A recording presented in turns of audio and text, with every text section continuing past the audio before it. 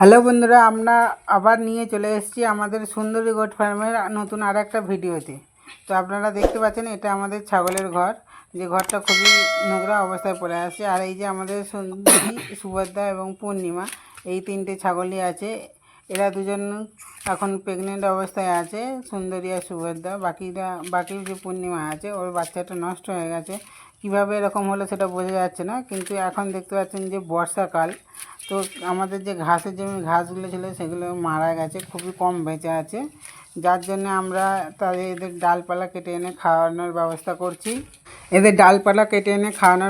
করছি। আমরা সেইভাবে মোটামুটি চলছে। এই যে দেখতে পাচ্ছেন এত ডালপালা পড়ে আছে, সব এদের কেটে এনে খাওয়ানো হয়েছে। আর ঘরেরটার অবস্থা দেখছেন, বর্ষাকালে ঘর চারিদিক ঘিরে রাখতে হয়েছে তিরপল দিয়ে, যাতে ঝাপটা না ঢুকে যায়।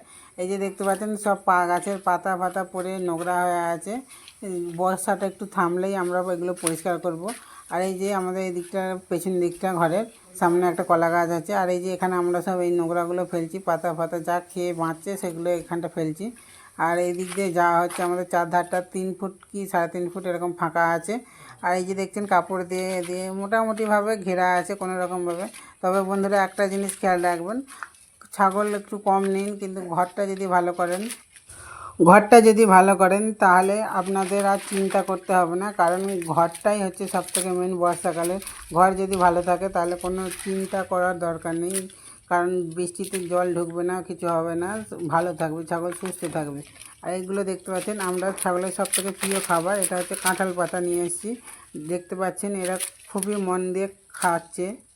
কাঁঠাল পাতা ছাগলের সবথেকে প্রিয় খাবার, যেখানেই থাকবে এরা ছুটে চলে আসবে, এসে খেতে শুরু করবে। আর সবথেকে বড় ব্যাপার, বর্ষাকালে যদি ঘাস চাষ করেন জমিতে, তাহলে একটু উঁচু জমিতে ঘাস চাষ করাই ভালো, কারণ উঁচু জমি না হলে ঘাস বর্ষাকালে জমে মারা যায়। এবার জলের যে ঘাসগুলো সেগুলো আমাদের লাগানো হয়েছে অজানা হাইব্রিড। এই ঘাসগুলো আমরা বহুদিন আগে লাগিয়েছি, কিন্তু আমরা বুঝতে পারিনি যে এগুলো মানে আছে CSN4 আছে, সেগুলো নষ্ট হয়ে যাবে। আগের বারে ছিল, বেঁচে ছিল, কারণ আমরা অনেক দিন ধরে গাছটা কেটেছিলাম না, সেগুলো মোটামুটি 1 কোমর হাইট হয়ে গেছিলো। সেই জন্যে আমরা সেগুলো তারপরে আধগর্দানে কাটা হয়েছিল, ওই জন্য গাছগুলো বেঁচে ছিল। কিন্তু এখন অবস্থা খুবই খারাপ, সেই গাছগুলো গোড়া সাপটা কাটা হয়ে যাওয়ার ফলে মারা গেছে। আর এটা আমাদের ঘর, এই ঘরটার অবস্থা দেখুন, বর্ষাকালে এখানে ছাগল নাদিগুলো জমা করা আছে।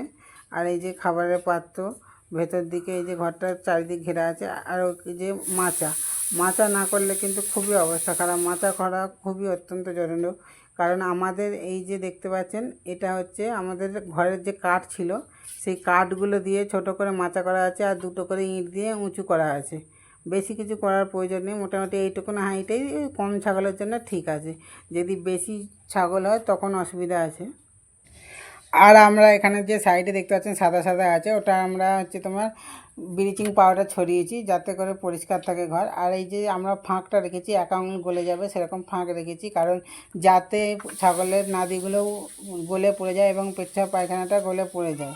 এগুলোকে আমরা মাঝে মধ্যে তুলে নিচেটা পরিষ্কার করে নিই।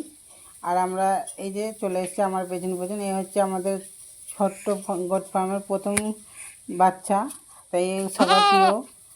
যেখানেই আমি যাব ও চলে আসবে আমার পেছন পেছন। এই যে খাবারের জায়গাগুলো আমরা নিয়ে এসেছি, সব খেয়ে নিয়েছে বর্ষাকাল বলে। ওদের খড় ভুসি এবং গুড়, তার সঙ্গে খোল এদের মাখিয়ে দিলে এরা ভালোই খায়। তো সেই জন্যে আমার বর্ষাকালে খাবার কোনো চিন্তা করতে হয় না।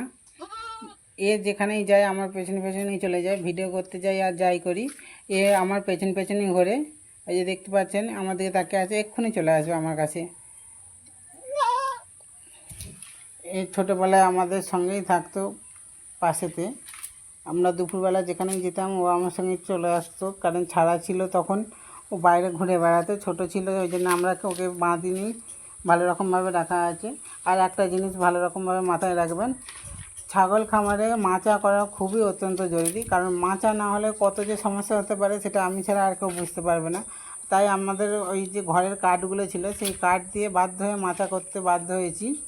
কারণ মাচা না করার জন্য ছাগলটা মাটিতে থাকতো এবং তাতেই পেচ্ছাপ পায়খানা করতো এবং তার উপরেই শুয়ে থাকতো।